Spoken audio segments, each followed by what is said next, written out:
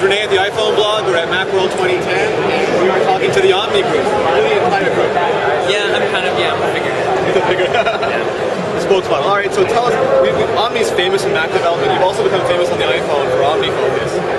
So can you tell us a little bit about, for those few of you not familiar with it, what OmniFocus is? Certainly. OmniFocus is basically a very powerful to-do list. It's a personal task management app. It's based on David Allen's Getting Things Done methodology.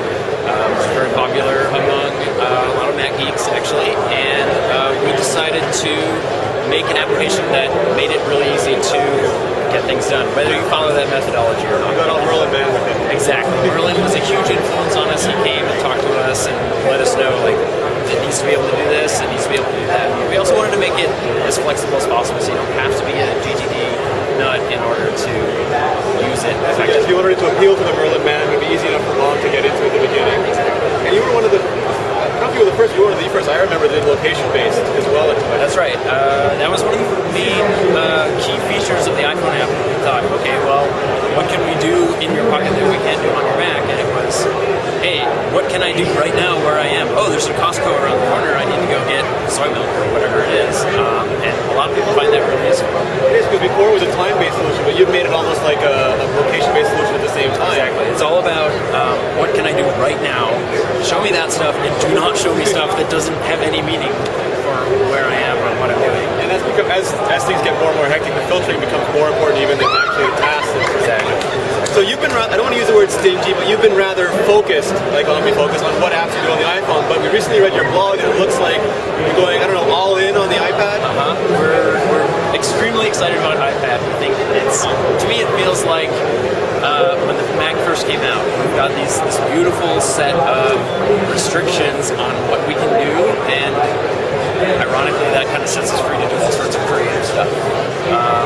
So we're just like slashing features left and right, and we're getting down to the essence of what are our applications really about. Okay. What are the few things that you really need to be able to do well in order to do the things that our applications do.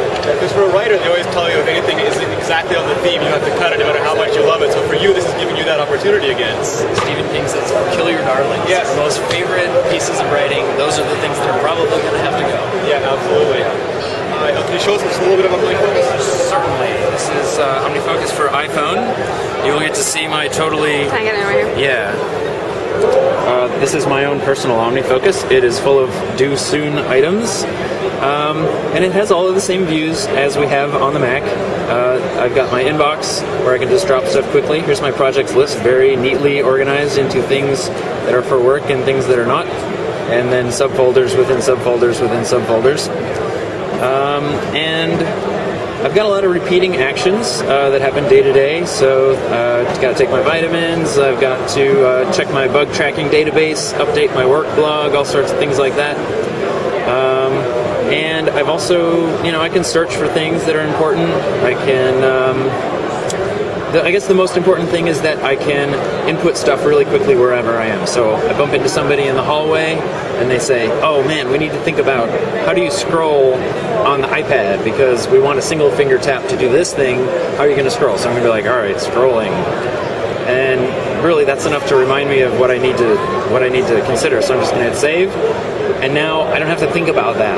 But the next time I sit down at my Mac, it's going to say, hey, scrolling. Time to think about that stuff. Time to file that away in whatever project it belongs to. So you're just trying to take away the massive crushing load of mental exercise that we all have on us. Exactly. And the moment that you trust yourself that you have put everything that you need to worry about in your system, you can forget safely and just concentrate on what you're doing. Get rid of the overhead. Yeah. Excellent. Again, Macworld 2010.